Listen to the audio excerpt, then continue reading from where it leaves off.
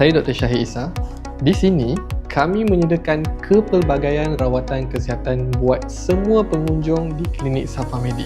Antaranya adalah rawatan umum dan kecemasan buat semua peringkat umur, rawatan kesuburan dan kehamilan buat pasangan yang ingin hamil, dan rawatan kelelakian serta perkhidmatan X-ray dan ultrasound.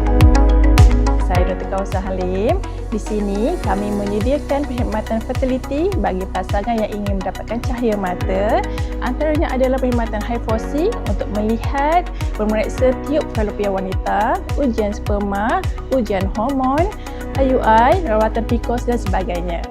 Jom hari jumpa saya, doktor keseluruhan anda semua di Klinik Safa Medik Manjung 24 jam.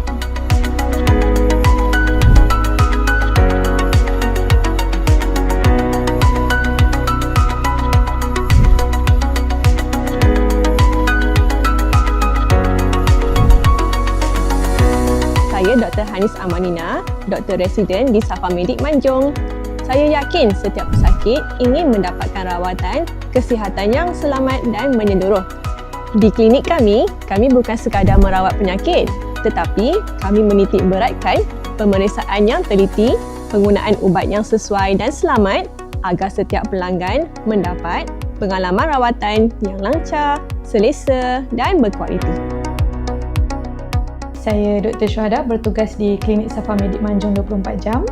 Klinik kami juga memiliki fasilitis yang lengkap seperti ruang menunggu yang selesa, tempat permainan kanak-kanak, tandas untuk pesakit dan juga surau. Kami juga menyediakan perkhidmatan home visit untuk pesakit-pesakit seperti warga emas yang memerlukan rawatan susulan.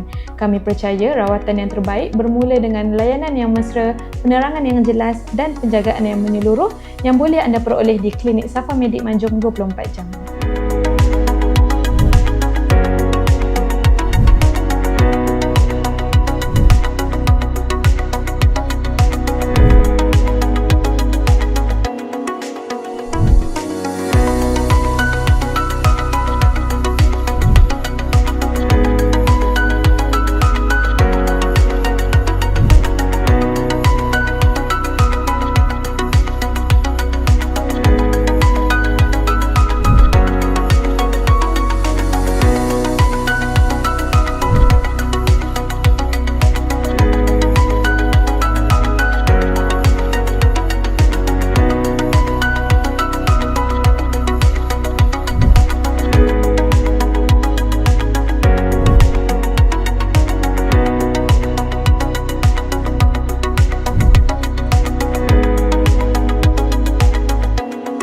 Kami juga menyediakan perkhidmatan OHD, NIOSH ataupun DOSH bagi keperluan pekerjaan industri atau kilang-kilang, serta perkhidmatan seafarer di bawah Jabatan Laut Malaysia.